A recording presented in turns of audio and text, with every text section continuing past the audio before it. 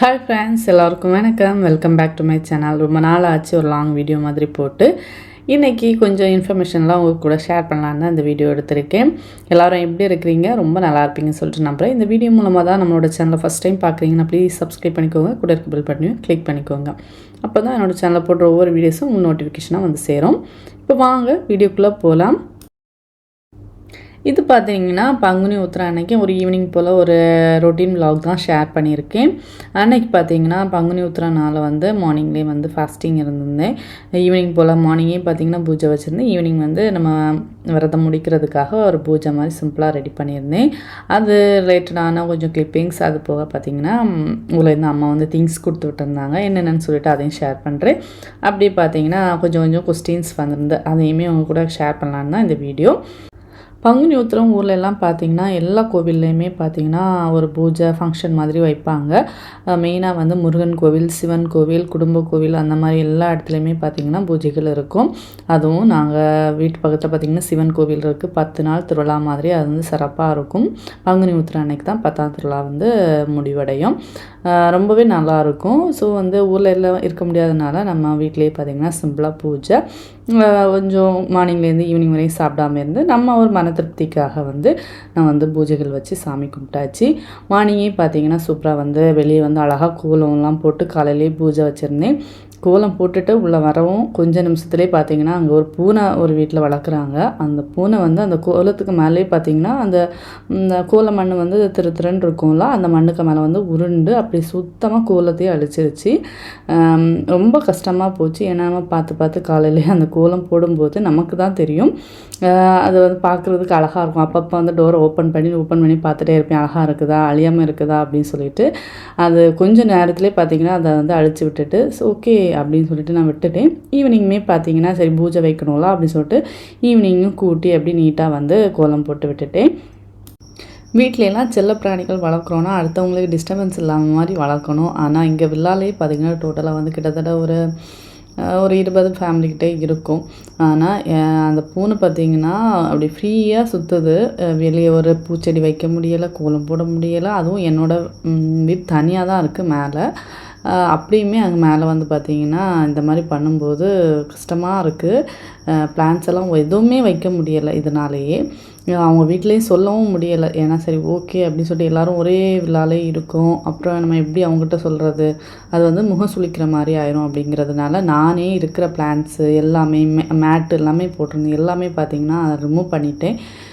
ஏன்னா நம்ம வந்து சரி அதுக்கு அது வராமல் இருக்கிறதுக்கு என்னெல்லாம் பண்ண முடியுமோ அதை மட்டும் தான் நான் பண்ணிகிட்ருக்கேன். இப்போ ஓரளவுக்கு ஓகே, நான் வெளியே எதுவுமே பண்ணுறதில்ல. ஆனால் இந்த மாதிரி கோலம் போட்டால் அதையும் வந்து இப்போ அழிச்சிருது. மேட்டு போட்டால் மேட்டு மேலே வந்து எதாவது பண்ணி வச்சுட்டு போயிடுது. பிளான்ட் வச்சா பிளான்ட் எதாவது பண்ணிடுது. அப்படி எதாவது பண்ணிகிட்டே இருந்துச்சு. சரி ஓகே, இப்போ எதுவுமே பண்ணுறதில்ல வெளியே.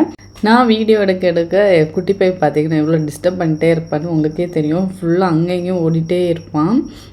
நான் என்ன பண்ணுறனோ எல்லாம் வாட்ச் பண்ணிவிட்டு அங்கே ஓடுறது, அதை பார்க்குறது கேமராவை அப்படிங்கிறதெல்லாம் பண்ணிகிட்டு இருந்தான். அதுவுமே க்யூட்டாக தான் இருந்துச்சு.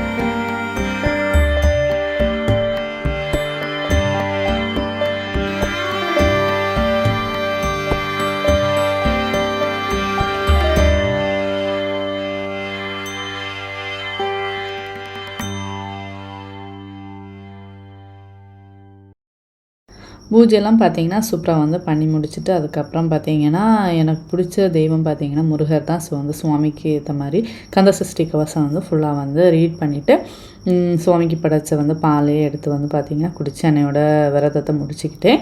நைட்டு பார்த்திங்கன்னா அஸ்யூஷுவல் டின்னருக்கு வந்து ரெடி பண்ணிகிட்டு இருந்தேன். ஊர்லேருந்து அம்மா கொடுத்துட்டு வர திங்ஸையும் உங்கள்கிட்ட ஷேர் பண்ணுறேன் பாருங்கள். அப்படியே வந்து நம்ம கொஞ்சம் கொஸ்டின்ஸ் கேட்டிருந்தாங்களோ அதையும் ஷேர் பண்ணிடுறேன். நான் லாஸ்ட்டாக பார்த்திங்கன்னா ஸ்கூல் அட்மிஷன் பற்றி நிறைய வீடியோ போட்டிருப்பேன். உங்கள் பாப்பாவுக்கு ஸ்கூல் அட்மிஷன் கிடைச்சிதா அப்படின்னு சொல்லிட்டு 2 சிஸ்டர் கேட்டிருந்தீங்க. ஆமாம், குட்டி பையனுக்கு கிடைக்கல, ஆனால் பாப்பாவுக்கு வந்து கிடச்சிருச்சு. நாங்கள் நினச்சோம் ஏன்னா KG 1 பையனுக்கு தான் வந்து ஈஸியாக கிடைக்கும் அப்படின்னு நினச்சோம். பார்த்தா அவனுக்கு தான் வந்து ரொம்ப டஃப்பாக இருந்துச்சு. ஒரே ஒரு ஸ்கூலில் இருந்தால் மட்டும் அவனுக்கு வந்து கால் வந்துச்சு. அதுவுமே அங்கே ஸ்லாட் போட்டு எடுத்தனால அவனுக்கு கிடைக்கல. இங்கே பாப்பாவுக்கு பார்த்திங்கன்னா அவளுக்கு வந்து ஃபஸ்ட்டு வந்து ஸ்கூல்லேயே பார்த்திங்கன்னா நாங்கள் அட்மிஷன் போட்டுட்டோம். அவளுக்கு அதுலேயே பார்த்திங்கன்னா என்ட்ரன்ஸ் எக்ஸாமில் வந்து அவள் பாஸ் ஆகிட்டா. நாங்கள் வேறு ஸ்கூலுக்கு வெயிட் பண்ண வேண்டாம் அப்படின்னு சொல்லிட்டு நாங்கள் நெக்ஸ்ட் டே வந்து ஃபீஸ் பே பண்ணி அங்கே அட்மிஷன் போட்டுட்டோம். அதுக்கப்புறம் பார்த்திங்கன்னா 2 ஸ்கூலில் இருந்து கால் வந்துச்சு. நீங்கள் வந்து என்ட்ரன்ஸ் எக்ஸாம் அட்டன் பண்ணுற மாதிரி நாங்கள் ஆல்ரெடி முடிச்சதுனால நாங்கள் வேறு ஸ்கூல் வந்து ட்ரை பண்ணலை. 2 பேரில் ஒரு ஆளுக்கு கிடச்சதுனாலையாவது நெக்ஸ்ட்டு அவனுக்கு எடுக்கிறது வந்து கொஞ்சம் ஈஸியாக தான் இருக்கும். நெக்ஸ்ட் இயர் சிப்ளிங்ஸ் கோட்டாவில் வந்து அவனுக்கு வந்து எடுக்கலாம் அப்படிங்கிற ஒரு கான்ஃபிடென்ட் வந்துச்சு. இங்கே வந்து ஸ்கூலுமே பார்த்திங்கன்னா ஸ்டார்ட் ஆகிடுச்சு. நெக்ஸ்ட் இயருக்கான ஸ்கூல் வந்து ஸ்டார்ட் ஆகிடுச்சு. பாப்பா வந்து இப்போ கிரேட் 3 போகிறாங்க. இப்போ வந்து இங்கே உள்ள சிச்சுவேஷன் வந்து நிறைய இருக்குது தெரிஞ்சிருக்கும். ஸோ வந்து ஆன்லைன் கிளாஸ் தான் போயிட்டுருக்கு. அதில் ஒருத்தங்க கேட்டிருந்தாங்க இப்படி சேஃபாக இருக்கிறீங்களா அப்படின்னு சொல்லிட்டு. ஆமாம், சேஃபாக இருக்கும் இது வரைக்கும். சீக்கிரமே இந்த நிலைமை மாறணும்னு சொல்லிட்டு கடவுள்கிட்ட ப்ரேயர் பண்ணிக்குவோம். எல்லாருமே ப்ரேயர் பண்ணுங்கள், நாங்களும் ப்ரேயர் பண்ணிக்கிட்டு இருக்கோம். ஏன்னா நிறைய பேர் இந்த மாதிரி சுச்சுவேஷன்லேருந்து ஹேண்டில் பண்ணிகிட்ருக்காங்க. அப்படியே பார்த்தீங்கன்னா இங்கே ஃபஸ்ட்டு போயிட்டு இருந்தாங்கள ஸ்கூல் இன்ஸ்டிடியூட் மாதிரி அப்படி போயிட்டு இருந்ததை வந்து நான் சொல்லியிருப்பேன். அதுவுமே ஒருத்தவங்க கேட்டிருந்தாங்க ஷார்ஜாவில் இது வந்து இந்த மாதிரி இன்ஸ்டிடியூட் இருக்கா அப்படின்னு சொல்லிட்டு என்னது கேட்டாங்க. எனக்கு தெரியலை, பட் வந்து நீங்கள் வந்து யார்ட்டையாவது கேட்டு பாருங்கள். ஆனால் இங்கே பார்த்தீங்கன்னா இங்கே நாங்கள் பாப்பா போகிற இன்ஸ்டியூட்லேயே பார்த்தீங்கன்னா ஒரு 4-5 பிரான்ச் வச்சுருக்காங்க இங்கே அபுதாபிலேயே. மேபி இருக்கிறதுக்கு வாய்ப்புகள் இருக்குது. ஆனால் மேபி இங்கே ஸ்கூல்ஸ் கம்மினால அந்த மாதிரி இன்ஸ்டியூட் வச்சுருக்காங்கன்னு நினைக்கிறேன். பட் வந்து ஷார்ஜாவில் ஸ்கூல்ஸ் வந்து கிடைக்கிறது வந்து ஈஸின்னு ஒருத்தவங்க சொல்லியிருக்காங்க. மேபி நீங்கள் அப்படி கூட ட்ரை பண்ணலாம். ஊர்லேருந்து பார்த்திங்கன்னா அம்மா வந்து நிறைய திங்ஸ் கொடுத்து விட்டுருந்தாங்க. அதில் வந்து மெயின் பார்த்திங்கன்னா இதை வந்து எதிர்பார்க்கவே இல்லை. புளியமுத்து 90s கிட்ஸ்க்கு எல்லாமே பார்த்திங்கன்னா ஸ்கூல் டைமில் வந்து ஒரு பெரிய ஒரு ஸ்நாக்னே இதுன்னு சொல்லலாம். வறுத்து அதை வந்து இடித்து அதில் வந்து இருக்க முத்தை எடுத்து வந்து பார்த்திங்கன்னா அப்படியே வாயிலேயே போட்டு சவச்சி சாப்பிட்றதுக்கு டேஸ்ட் நல்லாயிருக்கும். அதுவும் தண்ணியில் கொஞ்சம் உப்பு போட்டு ஊற வச்சு சாப்பிட்றதுக்கு இன்னுமே நல்லாயிருக்கும். யாருக்கெல்லாம் பிடிக்கும்னு சொல்லுங்கள்.